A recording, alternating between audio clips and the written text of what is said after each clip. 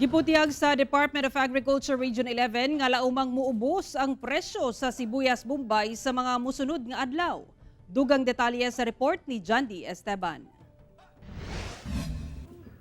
Karong nangabot na ang mga imported nga Bombay, gilauman nga mas muubos pa ang presyo matag kilo sa umaabot nga adlaw. Kahinumduman nga giaprubahan ni President Ferdinand Bongbong Marcos Jr. ang importasyon sa kapin 21,000 metric tons sa Bombay. Aron mapugnan ang pagsaka pa sa presyo nga miabot sa kapin 650 to 700 pesos ang matag kilo. Dinhi sa Davao Region, tag 350 pesos ang matag kilo niini sa merkado base sa price monitoring sa Department of Agriculture 11. Maybe the effect would come a few days after pa. Siyempre yung dumating, hindi pa siguro nakarating din dito sa atin at hindi pa na-distribute. Dinhi sa Bangkerohan Public Market, ang ilahang mga karaan nga stock sa Bombay anaa sa 340 to 350 pesos ang matag kilo.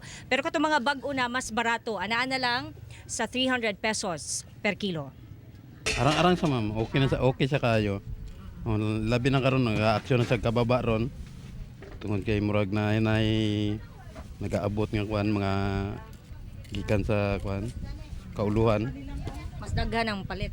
Sa karon man murag kuan pa dili pa kayo.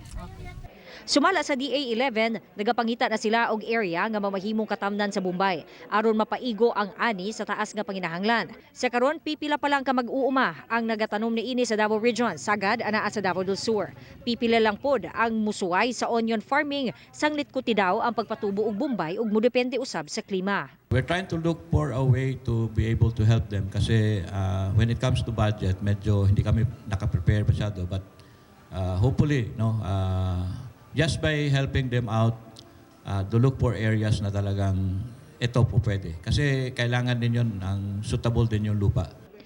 Kauban si Jojo Solarte sa kamera. Ako si Jandy Esteban para sa One Mindanao.